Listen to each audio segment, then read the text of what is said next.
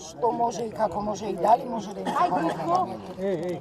Вака, значи, како што кажа и од иницијативниот одбор, пред некој ден пратениците од Прилеп добивме покана од иницијативниот одбор да излеземе, да дадеме поддршка на протестите кои веќе еден месец ги организира иницијативниот одбор од членовите на Сдруженијето на пензионери од Прилеп, како и на територијата на цела држава Република Македонија.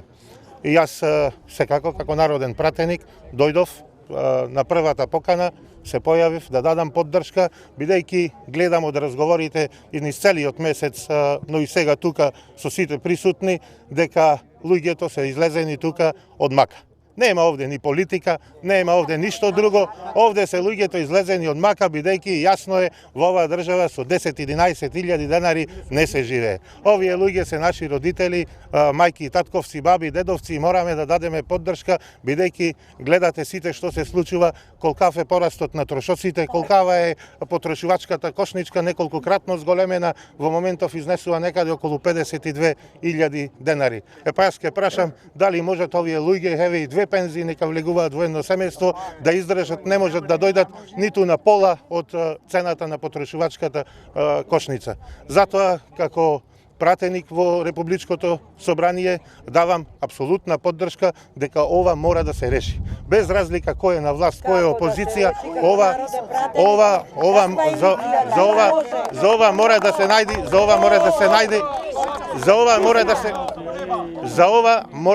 да се најде решение. За да дојдеме до решението, најпрво треба да се истакни кој е проблемот и како дојдовме до оваа ситуација.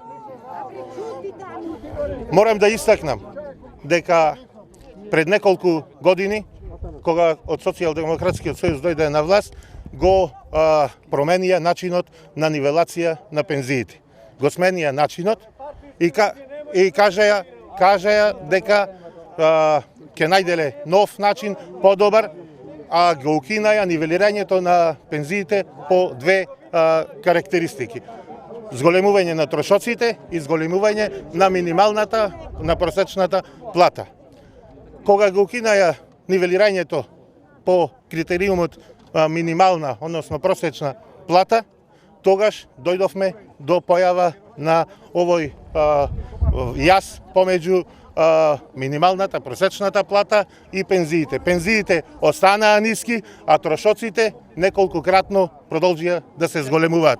Видовме како се зголеми цената на струјата, цената на шеќерот, маслото, брашното, млекото, апсолутно на се. Инфлацијата помина и 20%, највисока во Европа ни беше во еден и во моментов е во Република Македонија, така да мора да се најде решение за овие луѓе што се тука. Кој е решението од аспект на народен пратеник, некој притисок, нешто? Законска основа ли има? Ке барате ли промена вие како пратеници? Значи, од тој аспект. Во моментов, значи, за најбрзо решавање, хитно решавање, не да чекаме избори, промена на власта и ветување други и слично, во моментов треба да се изнајде владата, министерката да си седнат заедно, да ги слушнат барањата на пензионерите, на незадоволните пензионери, да не викнат ако треба и од опозицијата и заедно да изработиме законско решение или некоја владина уредба што ќе доведи до зголемување на пензиите, да се изнајде некој начин што секако ќе придонеси краткорочно задоволство во моментов, за да може луѓето да можат да ја поминат зимата онака достоинствено како што треба, бидејќи ќе треба да набават дрва, ќе треба да плаќаат повисока струја, ќе треба да набават алишта за своите внуци, за нив и слично, за лекарства, а со 10-11 илјади, како што кажуваат, ова не може да се случи. Затоа, наместо да се обвинуваат пензионерите дека биле партиски мотивирани да ги организираат протести, најбрзо апелирам власта да седни заедно и со опозицијата и сите во рамките на институциите на системот и да изнајдиме заеднички решение кое ќе биде секако одобрено од овие луѓе кои денес протестираат тука. Ви благодарам.